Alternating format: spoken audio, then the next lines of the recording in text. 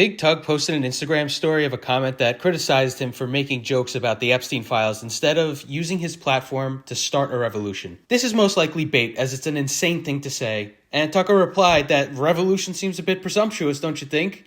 But the part I want to talk about is the first line. I mean, I could use my platform a bit more efficiently.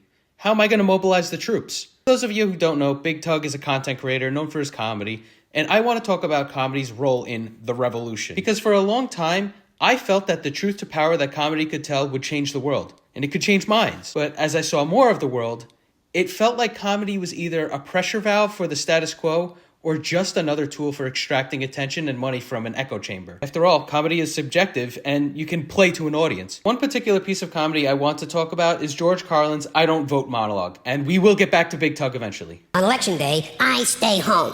I don't vote. I believe if you vote, you have no right to complain. On the other hand, am in no way responsible for what these people have done and have every right to complain as loud as I want about the mess you created that I had nothing to do with. If you have selfish, ignorant citizens, you're going to get selfish, ignorant leaders. Maybe it's not the politicians who suck.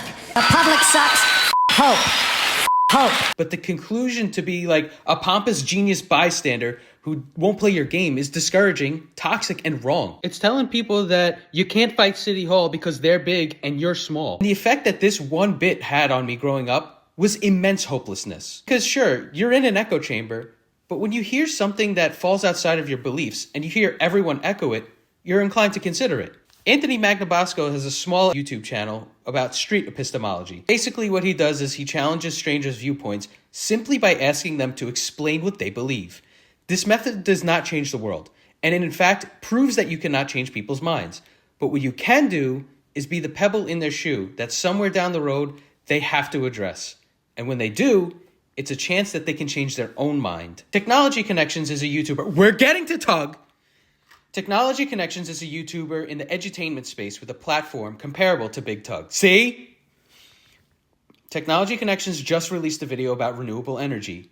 It's an hour long, but at the end, there's a 30-minute discussion on how he should not have to spend 30 minutes telling you what his politics are because the subjects he covers are inherently political. But he has to make this 30-minute video because people can't read between the lines. It is essentially an hour-long pebble in the shoe followed by a boulder, begging viewers to consider the path that they are on. Every single video of Big Tugg's at some point goes into how the system is failing us. Because when Tugg is at his best, he guides you down a Wikipedia rabbit hole that many have not gone down before. And if you've done any research at any point in your life, you know that if you dig down the rabbit hole deep enough, you always come back to capitalism and communism. That's why his running joke is it always comes back to the Soviets, because it always boils down to the economic systems that drive us. What has been so encouraging to me is that so many creators are now being explicit on where they stand.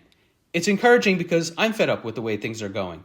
And I'm not alone. Millions of people are talking about it. Millions of people are doing something about it. You might be small, but we are many. Comedy can change minds. It can make a difference.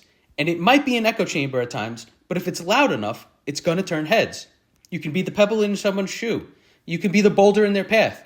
But Tucker's head is undoubtedly full of rocks. And if that wasn't explicit enough, it's Tugg's role to present information with dick jokes, not organize a bunch of 16 to 25-year-olds to march to Congress. Could be poggers, though. I don't know. Tugglet Man March. This is so parasocial. Why am I mad on this man's behalf?